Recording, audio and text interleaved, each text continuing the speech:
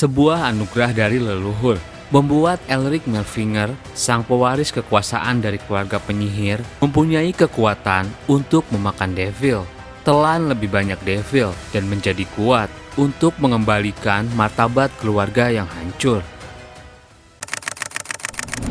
Video ini merupakan kelanjutan cerita dari part sebelumnya. Di cerita sebelumnya, Elric Melfinger pergi ke Crimson Soul untuk menjalani quest untuk mendapatkan lisensi penyihir. Di sana Elric bertemu dengan para penjajah yang menjarah Dungeon Winter. Hingga pada akhirnya Elric bertemu dengan Ottohan dan diperlihatkan masa lalu pertarungan Melfinger dan Demon. Sang pendiri Melfinger dan Empat Musim melawan Demon God dan para Demon King. Mephisto bertarung sengit dengan Ottohan. Elric hanya bisa terdiam melihat pertarungan besar tersebut. Tidak bisa dipercaya. Aku pikir aku sudah kuat sekarang, tapi aku bahkan tidak bisa membayangkan diriku bisa seimbang di pertarungan ini. Sang Demon God dengan kekuatan kegelapannya mengeluarkan bola hitam dan menyerang. First Ancestor dengan satu gerakannya juga memberi serangan. Kedua tabrakan kekuatan mereka menghasilkan daya hancur yang dahsyat. Elric lagi-lagi hanya terpana, luar biasa. Tapi kenapa ada yang aneh? Sihir kedua pihak jelas terasa sangat berbeda, tapi kenapa terasa mirip? Otto dari belakang berkata, "Pemikiran itu, kau benar, kami sedang menebus dosa dengan melahap, menelan, dan menenggak semua mana dunia untuk menyingkirkan dan menghapuskan semua non-human yang berasal dari tanah ini." Elric bertanya, apa Melfinger awalnya non-human? Otto kemudian mengeluarkan sesuatu. Bukan begitu. Melfinger dan non-human secara kolektif disebut Ma adalah dua sisi dari koin yang sama yang telah lahir dari asal yang sama. Elric tambah heran. Kalau begitu pendiri dan Demon God, mereka bermula dari akar yang sama. Otto menjawab, benar, tapi mereka terus-menerus berseteru karena tujuan yang berbeda. Pendiri naik ke level kedewaan yang sama seperti Demon God. Melfinger dan non-human terlahir dari akar yang sama, tapi mereka berusaha menghancurkan satu sama lain. Perang itu terus berlangsung hingga pemenangnya adalah Melfinger. Mepi yang kalah telak langsung melarikan diri. Otto bilang lagi, perang berakhir dengan kemenangan kita, tapi muncul sebuah masalah. Kita menang peperangan tapi kalah dalam pertarungan. Waktu itu Demon God berkata di hadapan First Ancestor, jadi kau memang manusia, pada akhirnya kau memilih jalan itu. Tapi pilihan arogan itu akan membawamu pada kematian. Bahkan jika aku lenyap, aku masih akan tetap hidup di suatu tempat, tapi kau tidak. First Ancestor hanya tersenyum. Elric yang melihat itu bilang, jadi pendiri kalah dari Demon God. Otto menjawab, pada akhirnya kutukan yang dialaminya membunuhnya. Sementara itu Demon God dapat bangkit di mana saja. Dan sebelum menutup mata, pendiri meninggalkan beberapa ramalan. Otto menggerakkan jarinya. Lokasi berpindah di bawah pohon yang rimbun, di mana diperlihatkan saat-saat terakhir pendiri di hadapan Empat Musim. Semua Empat Musim tak kuasa menahan air matanya. Sambil menangis, Otto bertekad, keluarga ini, aku pasti akan memulihkan kembali keluarga kita. Sebagai pimpinan keluarga, aku akan memikul tekad sang pendiri dan memandu kediaman kita pada jalan kemakmuran. Otto lalu jadi penerus Melfinger di generasinya. Otto terus berkelana. Di saat yang sama persiapan dibuat untuk Winter. Kami menunggu dan terus menunggu, meninggalkan cinta, masa muda, dan segala hal lainnya. Menunggu keturunan yang pendiri ramalkan yang akan menyelamatkan dunia. Dan setidaknya sekarang tiba waktunya untuk memenuhi warisan itu. Otto memegang pundak Elric. Karena paling tidak aku bertemu denganmu. Kau adalah keturunan yang dipilih oleh sang pendiri 1000 tahun lalu. Elric menjawab, sialan. Otto yang melihat ekspresi itu bilang, "Sesuai dugaan kau tidak terlihat senang soal itu." Elric menjawab, "Apa aku harus senang? Aku ingin mengukir takdirku sendiri dan bukan dipaksa menjalani takdir yang diberikan orang lain." Otto berkata, "Jangan salah paham, sebuah ramalan hanyalah sebuah ramalan. Dunia terbagi menjadi banyak jalan pilihan. Kau bisa mengubah bentuknya. Kau sudah mengalami beberapa perubahan itu, bukan?" Elric tersentak mendengar itu. Ia teringat dengan perubahan takdir saat di ruang waktu bertemu dengan Tiger King. Otto bilang lagi, "Ramalan atau bukan, pada akhirnya pilihan itu ada di tanganmu. Bahkan jika kau tidak mencari pengaturannya, kami tidak bisa memaksamu. Saat kita pertama kali bertemu aku mengatakan ini. Sekarang aku akan bertanya lagi, apakah kamu akan menghentikan roda ini atau akan menggulirkannya?" Elric tersenyum dan berkata, "Tentu saja jawabannya masih sama. Jika itu adalah cara tercepat untuk menjadi lebih kuat, kenapa tidak aku ambil? Jadi berikan itu pada aku." Otto bertanya, "Apa maksudnya?" Elric menjawab, "Bukankah kau menyuruhku untuk menyempurnakan Winter? Kau tidak akan mengingkarinya, bukan?" Otto tersenyum, "Kau memang sesuatu." Sementara itu, di luar kesadarannya, 3 orang penjara merencanakan sesuatu. Bagaimana? Apa kita harus tetap di sini? Kemudian Elric memancarkan cahaya terang. Mereka yang melihat itu langsung bergerak. 1 orang dihabisi. "Itu milikku." 1 orang itu langsung melompat dan siap menebas Elric. Tapi kemudian dari belakang Sophia menikamnya. Sophia bilang, "Kalian terbutakan oleh harta. Penilaianmu menjadi bodoh. Kamu bahkan tidak melihat aliran mana aneh darinya. Dan yang lebih penting, kita tidak akan bisa meninggalkan dungeon ini tanpa dia." Elric sudah sadar dan bilang, "Tidak buruk. Instingmu bagus juga untuk seorang perampok makam." Sophia langsung panik. "Kenapa kau bisa tahu? Jadi sejak awal pertemuan kita kau sudah mengetahui identitas kami." Elric tersenyum sinis. "Memangnya kenapa kalau begitu?" Sophia tambah panik. "Apa jangan-jangan kau yang menjebak kami di dungeon ini? Maafkan aku, penyihir. Tolong ampuni nyawaku." Elric mendekatinya dan menyeringai, "Aku juga tahu kau akan menikamku dari belakang. Jadi kenapa aku tidak boleh melakukan hal yang sama?" Sophia berbinar air mata. "Aku akan melakukan apapun, jadi tolong ampuni aku." Elric meledek, "Daripada menambah jumlah mayat di sini hanya akan merepotkan. Pergilah sebelum aku berubah pikiran." Sophia langsung berlari ketakutan. Mepi hanya tertawa.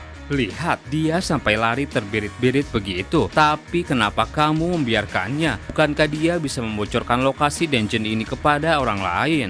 Elric menjawab, "Dia tidak akan bisa keluar dari sini. Maksudku, tempat ini punya mekanisme khusus." Mepi berkata, "Yang lebih penting bagaimana menurutmu? Kau berhasil menyelesaikan Winter, bukan?" Elric tersenyum. Ia teringat percakapannya dengan Otto. Otto berkata, "Sigil of Winter awalnya memiliki rank setara dengan Demon General yang diciptakan untuk membunuh Demon King. Ini adalah nama asliku." Otto menggerakkan tangannya. Lokasi berpindah ke gunung bersalju.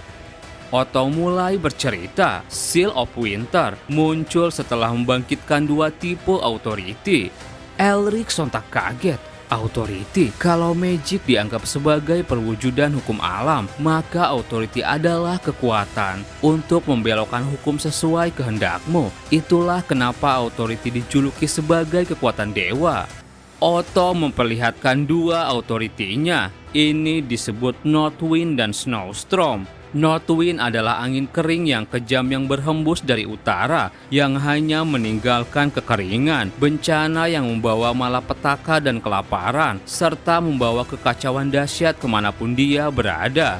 Sedangkan Snowstorm adalah badai salju tiada henti yang menghilangkan semua kehidupan dunia dan hanya menyisakan kematian yang sunyi. Kematian sunyi itu adalah peristirahatan terakhir makhluk hidup, sekaligus ketakutan terbesar mereka. Kalau kau bisa menguasai Coldness dan Raging Wind, maka kau bisa melengkapi Winter. Elric dalam hatinya bilang, dengan menggunakan Authority, kau bisa menggunakan kekuatan dahsyat yang dulu digunakan oleh Otto. Elric tersenyum bersemangat. Otto senang. Itu tatapan yang aku sukai. Kalau begitu aku akan mengajarimu. Elric ekspresinya langsung berubah. Astaga, aku jadi merinding ketakutan. Pendahulu macam apa yang menyiksa pewarisnya begini? Mepi yang mendengar cerita itu dalam hatinya bilang, bocah ini, dia sudah mencapai level Demon General. Dan selain itu, Spirit Power dan levelku juga bertambah sebanyak ini. Jadi dia akhirnya pergi. Di dalam ruang waktu, Otto tua berubah ke usia muda. Aku penasaran apakah bocah sombong itu menyadarinya. Lebih dari itu, akhirnya aku bisa beristirahat dengan tenang. Apa dia akan menerimaku setelah sekian lama? Otto kemudian pergi menemui seseorang di gunung bersalju. Apa kau sudah menunggu lama? Seorang demon wanita di sampingnya hanya tersenyum. Otto bilang lagi, maaf telah lama membuatmu menunggu. Kalau kau berkenan, apa kau bisa memberiku satu kesempatan lagi? Demon itu berkata, terima kasih. Kemudian Camellia kecil datang memeluk Otto dari belakang. Otto bilang, mana mungkin aku akan meninggalkanmu begitu saja. Ayo pergi ke alam sana dan bersenang-senang. Mereka bertiga masuk ke sebuah portal. Di luar sana, Elric antusias menceritakan semua itu pada Mepi. Kukira aku baru saja mendengar sesuatu. Meski kau membuatku sengsara, aku berterima kasih kepadamu. Semoga kau menemukan kedamaian. Elric memberi penghormatan terakhir pada Ottohan. Mepi yang melihat kursi Otto dalam hatinya bilang, Ottohan Melfinger, rival lamaku, suatu hari nanti kita pasti akan bertemu lagi untuk menyelesaikan duel lama kita. Sementara itu Sophie terus berlari mencari jalan keluar. Ia masih kesal, sudah tidak dapat harta karun dan terpaksa kabur begini. Hingga kemudian ia menemukan pintu keluar. Mendadak ia merasakan sesuatu. Instingku berkata, kalau aku melangkah keluar aku akan mati. Dan di sana sekelompok orang sudah menunggu. Ternyata nalurimu tajam juga. Sophia mengenali mereka. Apa mereka itu pembersih dari Blue Lion? Seseorang bertanya, apa Elric ada di sana? Sophia langsung ketakutan. Mereka Blue Wolf. Apa Elric yang dimaksud adalah Elric Melfinger? Jadi penyihir itu adalah Radiant Stardust. Sophia bilang, aku tidak tertarik dengannya, tapi lehernya sudah terpisah. Dasar bodoh, itu tak penting juga. Lagian dia tak akan bisa keluar hidup-hidup. Sosok tersebut adalah Sword of Power bernama Tanan. Sementara itu di singgasana Blue Wolf, di kediaman Paul Pile. Paul berkata di hadapan bawahannya, apa kali ini kau pasti membawa kepala Elric Melfinger? Jangan khawatir, aku sudah menugaskan pasukan elit Blue Wolf untuk mendukung Tanan, jadi pasti berhasil. Ucap Kapten Unit 1 Blue Wolf bernama Hilton. Paul bilang, ku dengar hubungan Elric dengan kakaknya sangat istimewa. Hilton menjawab, harusnya ini benar-benar membuat hati kakaknya terguncang. Seminggu lagi ada pertarungan taruh posisi kepala keluarga dengan Herman. Dan sekarang Elric masuk ke wilayah tak bertuan dan akan mati karena kecelakaan tak terduga. Sementara itu di kediaman Blue Wolf, Herman sedang ngobrol dengan Isabel.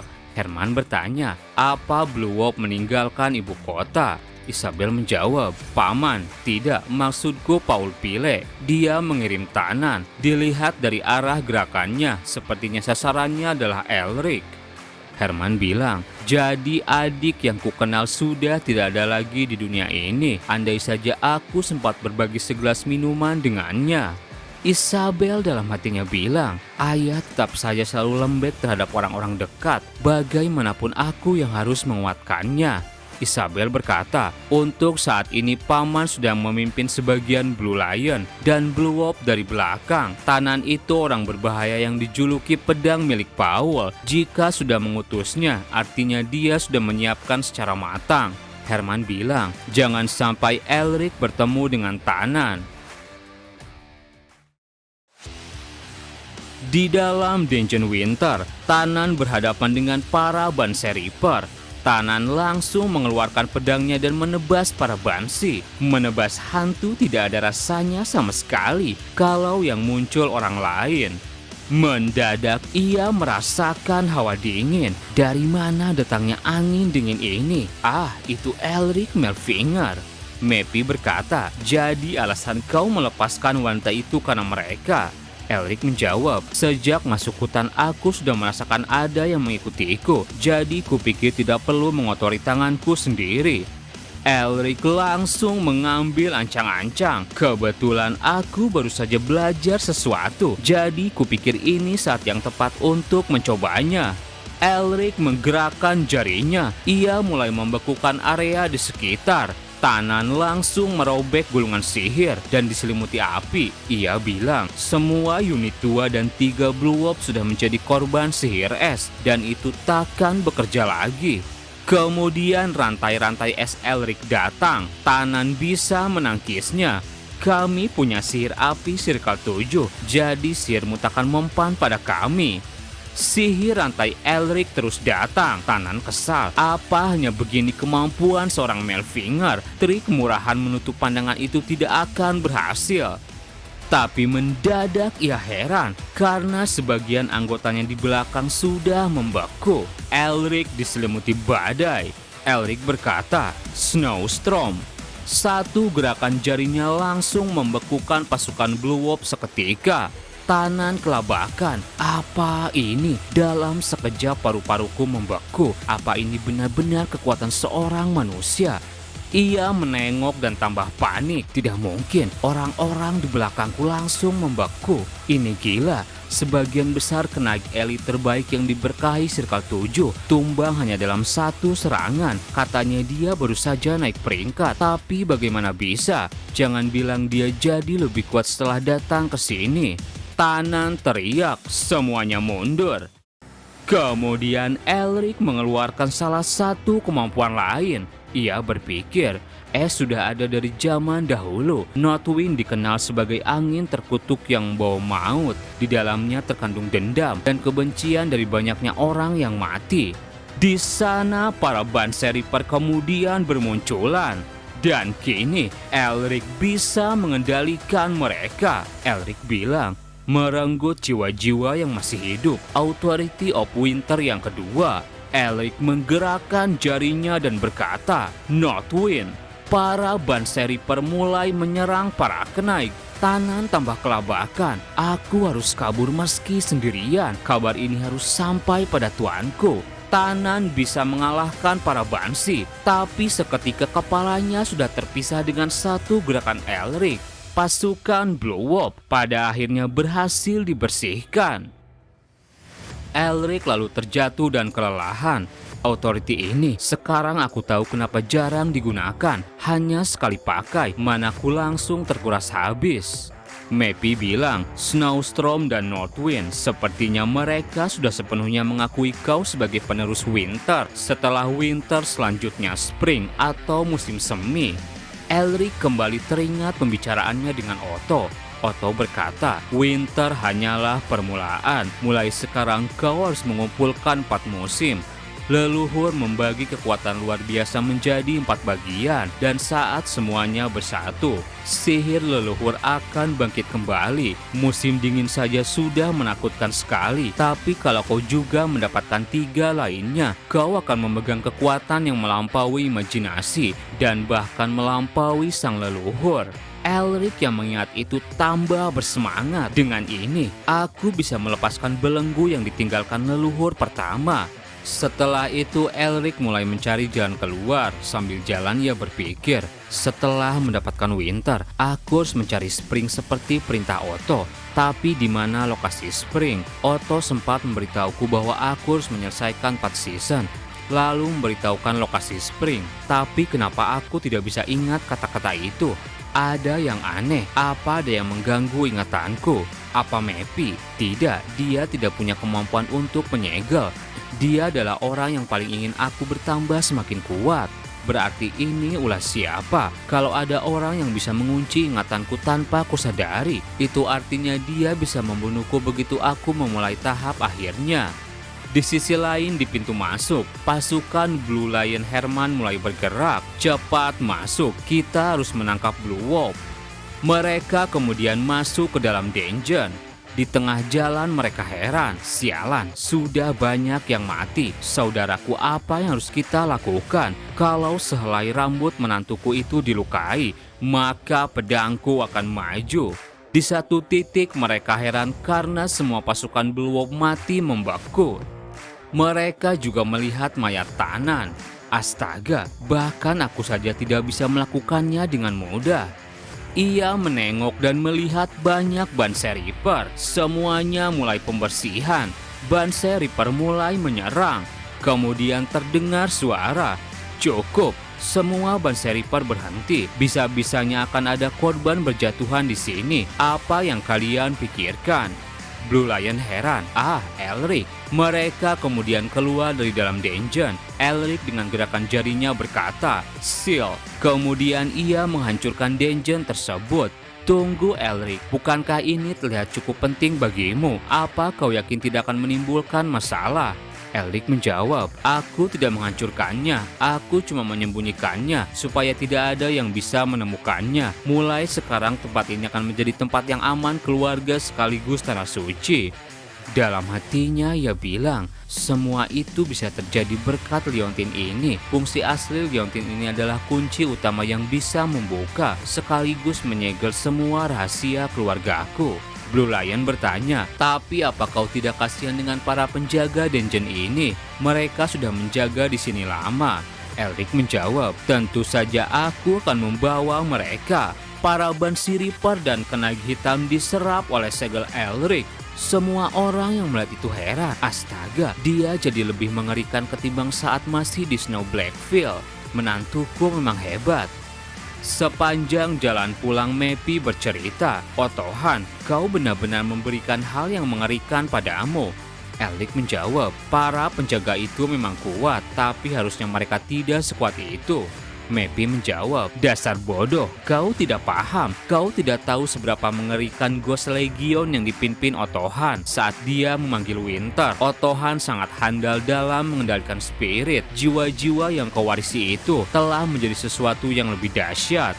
Elric baru sadar, jadi dulu bawahan Otto itu benar-benar luar biasa. Mepi berkata, kalau mereka berhasil terpilih oleh Otto yang memimpin keluarga Melfinger sampai masa kejayaannya, maka mereka setara dengan para pahlawan. Kalau kau memang bisa memimpin mereka dengan benar, maka kau bisa memberikan kejayaan Melfinger sekali lagi. Sekarang kau sudah mewarisi itu. Elric tersenyum. Otohan, sekarang sudah saatnya mengumumkan kepada dunia bahwa Winter telah bangun dari hibernasi setelah 1000 tahun dan bahwa keluarga Melfinger telah bangkit. Cerita berlanjut 2 hari kemudian di kantor pusat administrasi sihir. Para wartawan heran, tiba-tiba mengumpulkan pers di sini. Ada apa sebenarnya? Bukankah mereka ingin mengumumkan bahwa Elric telah mendapatkan lisensi sebagai penyihir? Tapi apa dia berhasil menyelesaikan questnya dalam 3 hari? Bahkan Tasya Nemester tidak bisa melakukan secepat itu, berarti ada alasan lain. Lihat, kereta keluarga Blue Lion telah tiba. Elric keluar memakai baju kerajaannya. Wartawan langsung meliput. Masyarakat sangat tertarik dengan prestasimu baru-baru ini, Tuan Elric Melfinger. Apa benar bahwa kau sendiri yang menyelesaikan questnya? Itu artinya selain melampaui kakekmu Usdon Melfinger, kau juga berhasil memecahkan rekor dari Tasya Nemester. Apa rahasiamu? Kau pantas dikategorikan sebagai 4 bintang penyihir. Tidak, lebih ke 3 bintang. Apa kau bisa mengomentari ini? Brian lalu mendekat. "Terima kasih sudah datang kemari." Dengan ini Magi Tower mengakui Elric Melfinger sebagai penyihir resmi. Para wartawan terus meliput. Sudah 30 tahun sejak seorang penyihir berhasil diresmikan dari keluargamu. Bagaimana perasaanmu? Tuan Elric, bisakah kau berkomentar? Elric lalu teriak, "Sebelum aku membagikan komentarku, ada yang harus kukatakan. Saat quest, Aku disergap oleh sekelompok orang dan nyaris mati di tangan mereka. Untung saja berkat bantuan keluarga Vile, aku berhasil hidup. Tapi setelah memikirkannya dengan matang, aku tidak bisa membiarkan masalah ini mereda begitu saja. Oleh karena itu, aku mengumumkan teritori war. Semua wartawan heran, teritori war, peperangan itu hanya akan berakhir setelah salah satu keluarga berhasil dihabisi. Tapi keluarga Melfinger hanya memiliki 2 anggota resmi. Kenapa menginginkan perang semacam itu? Faksi mana yang mencoba membunuh keluarga bangsawan Melfinger? Elric berkata, targetnya Paul Pile, sang pengkhianat keluarga Vile. Terima kasih buat teman-teman yang udah nonton video ini sampai habis. Mohon maaf jika ada salah. Admin pamit, dan sampai jumpa di video berikutnya.